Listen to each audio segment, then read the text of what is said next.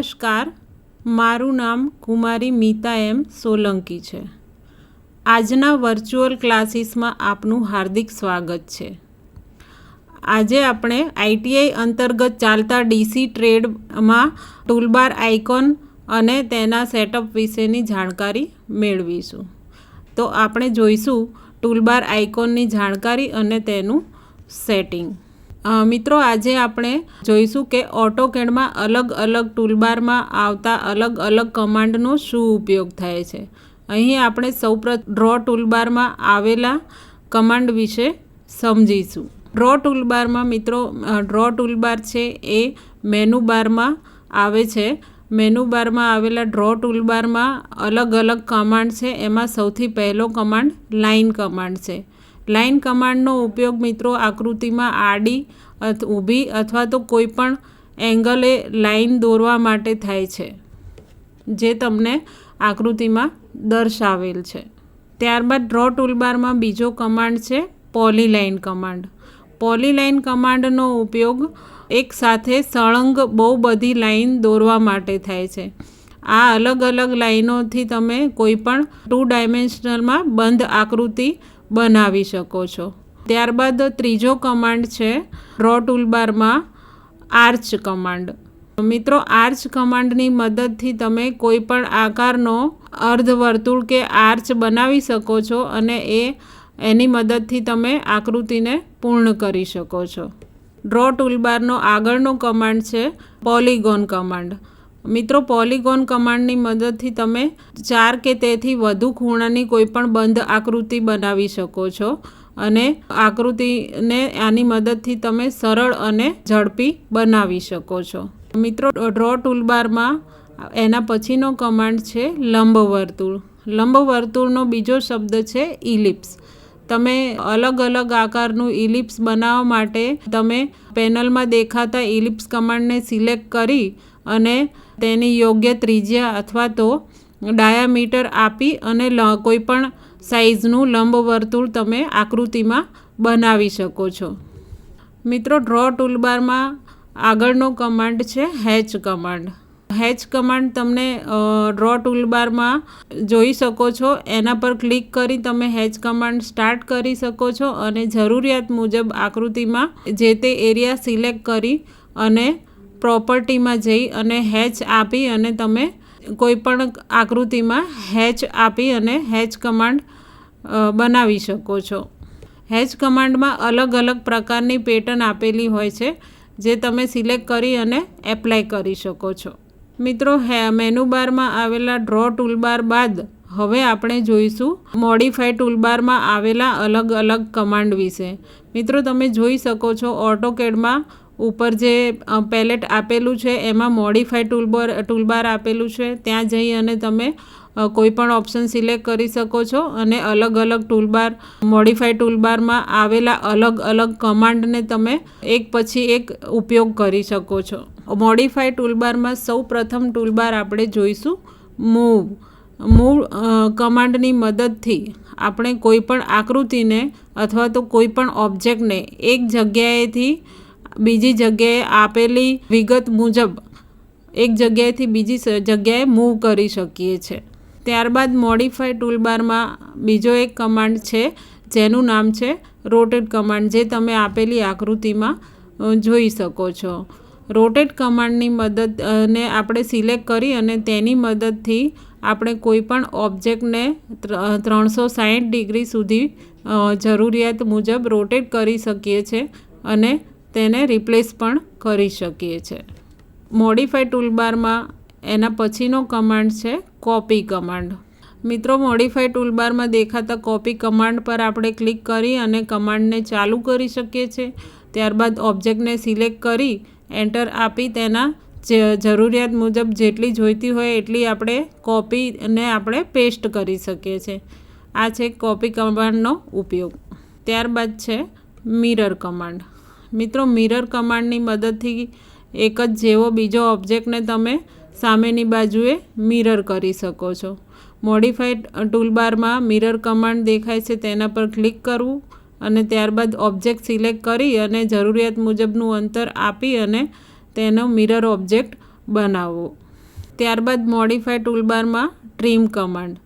Modify ટૂલબારમાં trim command આપેલો છે તે જે ઓબ્જેક્ટને જરૂરિયાત મુજબ રાખી અને બાકીના ભાગને ટ્રીમ કરવા માટે તેનો ઉપયોગ થાય છે.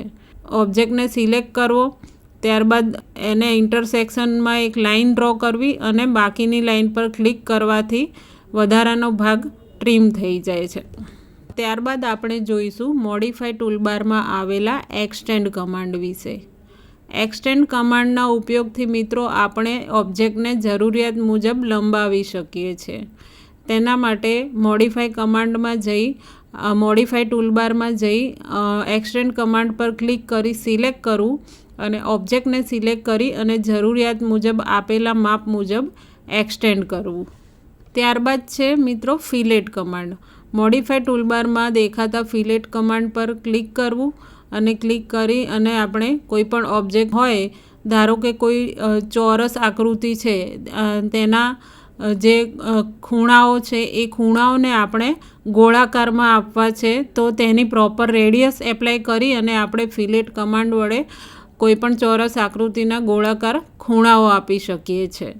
મિત્રો ફિલેટ કમાન્ડ પછી મોડિફાય ટૂલબારમાં ચેમ્ફર કમાન્ડ. મિત્રો તમે જોઈ શકો છો આકૃતિમાં મોડિફાય ટૂલબારમાં ચેમ્ફર કમાન્ડ શો થઈ રહ્યું છે. ઓટોકેડમાં ચેમ્ફર કમાન્ડ પર ક્લિક કરતાં ચેમ્ફર કમાન્ડ ચાલુ થાય છે. આ કમાન્ડ થોડું ફિલેટ કમાન્ડ જેવું સિમિલર હોય છે. કોઈપણ આકૃતિ, ચોરસ આકૃતિ અથવા તો લંબચોરસ આકૃતિ અથવા તો જ્યાં બે લાઇન ભેગી થતી હોય અને ખૂણા પડતા હોય, ગોળાકાર અથવા તો ચેમ્ફર કટ કરવા માટે ચેમ્ફર કમાન્ડનો ઉપયોગ કરવામાં આવે છે.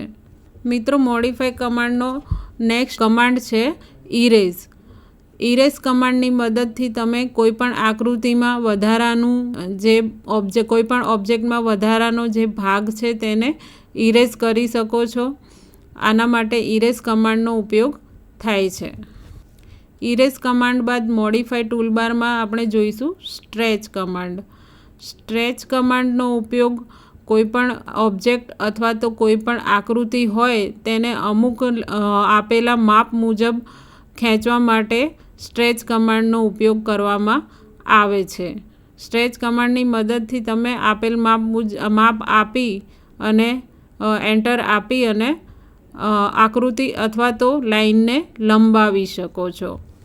ત્યારબાદ મોડિફાય ટૂલબારમાં આવેલા સ્કેલ કમાન્ડ વિશે આપણે જાણીશું. કોઈપણ આકૃતિ હોય તેને આપણે સ્કેલ કમાન્ડની મદદથી નાની અથવા તો મોટી કરી શકીએ છીએ. આના માટે મોડિફાય ટૂલબારમાં આવેલા સ્કેલ કમાન્ડ પર ક્લિક કરવું, ત્યારબાદ તેનો બેઝ પોઈન્ટ સિલેક્ટ કરી અને ઓબ્જેક્ટને જરૂરિયાત મુજબ માપ આપી અને આપણે ઓબ્જેક્ટને સ્કેલ કરી શકીએ છીએ. ત્યારબાદ છે એરે કમાન્ડ. એરે કમાન્ડમાં રેક્ટેન્ગ્યુલર એરે. એરે કમાન્ડ મિત્રો આપણે આગળ જોયું કે કોઈ પણ ઓબ્જેક્ટ હોય તેને એક અથવા તો વધારે સંખ્યામાં જ્યારે આપણે કોઈ ઓબ્જેક્ટની એક સરખી ગોળાકાર અથવા તો લંબચોરસ પેટર્નમાં કોપીઝ જોઈતી હોય ત્યારે વાપરીએ છીએ. એમાં રેક્ટેન્ગ્યુલર એરે કમાન્ડ વડે આપણે એક સરખી કોપી રેક્ટેન્ગ્યુલર શેપમાં જોઈતી હોય, હરોળમાં જોઈતી હોય ત્યારે આપણે રેક્ટેન્ગ્યુલર એરે કમાન્ડનો ઉપયોગ કરી શકીએ છીએ. ત્યારબાદ મોડિફાય ટૂલબારમાં આવેલા ઓફસેટ કમાન્ડ વિશે જોઈશું. મિત્રો ઓફસેટ કમાન્ડનો ઉપયોગ કોઈપણ લાઇનથી અમુક ડિસ્ટન્સ, સરખા ડિસ્ટન્સે 2 લાઇન, 3 લાઇન અથવા તો તેનાથી વધારે લાઇન બનાવવા માટે થાય છે. સામાન્ય રીતે સિવિલ એન્જિનિયરિંગમાં કોઈપણ દિવાલ હોય તો 2 લાઇન વચ્ચેનું ડિસ્ટન્સ સરખું બતાવવા માટે, દિવાલ બનાવવા માટે કે કોઈ બ્રિક મેશનરી બનાવવા માટે ઓફસેટ કમાન્ડનો ઉપયોગ કરવામાં આવે છે. હવે આપણે અહીંયાથી મેનુ બારમાં આવેલા લેયર ટૂલબાર વિશે સમજીશું. મિત્રો લેયર ટૂલબારની મદદથી તમે કોઈપણ મોટા પ્રમાણમાં માહિતી આપેલી હોય એવી કોઈપણ ફિગરમાં તમે અલગ અલગ લેયર્સ સિલેક્ટ કરી અને તેનો આખો બ્લોક બનાવી શકો છો. અલગ અલગ થિકનેસની તમે કોઈપણ લાઇન સિલેક્ટ કરી શકો છો. જરૂરિયાત મુજબ કોઈ પણ તમે વિન્ડો છે તો એ તમામ વિન્ડોનો એક સરખી વિન્ડોનો એક બ્લોક બનાવી અને તેમાં યોગ્ય કલર આપી અને એક સરખી વિન્ડોઝ બનાવી શકો છો. ઇલેક્ટ્રિકલ ડ્રોઈંગ છે તો તેના માટે તમે લેયર્સ અલગ સેટ કરી શકો છો. ફર્નિચરનું ડ્રોઈંગ છે તો એના માટે પણ તમે અલગ લેયર સિલેક્ટ કરી શકો છો અને આ રીતે તમે લેયર વાઇઝ ઓટોકેડનું આખું ડ્રોઈંગ તૈયાર કરી શકો છો. અહીંયા આપણે આકૃતિમાં દેખાય છે એ પ્રમાણે લેયરનો ઉપયોગ કેવી રીતે કરવો તે બતાવેલું છે કે વિન્ડોઝ માટે તમે અલગ લેયર સિલેક્ટ કરી શકો છો, ડોર્સ માટે અલગ લેયર સિલેક્ટ કરી શકો છો, ફર્નિચર માટે અલગ લેયર સિલેક્ટ કરી શકો છો, વોલ માટે અલગ લેયર સિલેક્ટ કરી શકો છો, સ્ટેરકેસ માટે અલગ લેયર સિલેક્ટ કરી શકો છો, પોર્ચ માટે તમે અલગ લેયર સિલેક્ટ કરી શકો છો, કોલમ માટે અલગ લેયર સિલેક્ટ કરી શકો છો, હેચ માટે અલગ લેયર સિલેક્ટ કરી શકો છો અને ડાયમેન્શનિંગ માટે પણ તમે અલગ લેયર સિલેક્ટ કરી શકો છો. લેયરનો ફાયદો એવો છે કે જ્યારે તમને ધારો કે ફર્નિચર કોઈ પ્લાન છે તો તેમાં ફર્નિચર છે એને તમારે હાઈડ કરવું છે તો તમારે સીધું લેયર પ્રોપર્ટીમાં જઈ અને ફર્નિચર લેયર પર ફ્રીઝ અથવા તો ઓફનો ઓપ્શન સિલેક્ટ કરી અને તમે ફર્નિચરને હાઈડ કરી શકો છો. એ રીતે હેચને તમે લેયર ઓન ઓફ કરી અને હાઈડ અનહાઈડ કરી શકો છો. આ રીતે લેયરના અલગ અલગ ફાયદાઓ તમને જોવા મળે છે.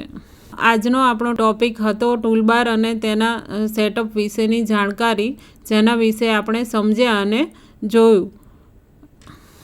નમસ્કાર.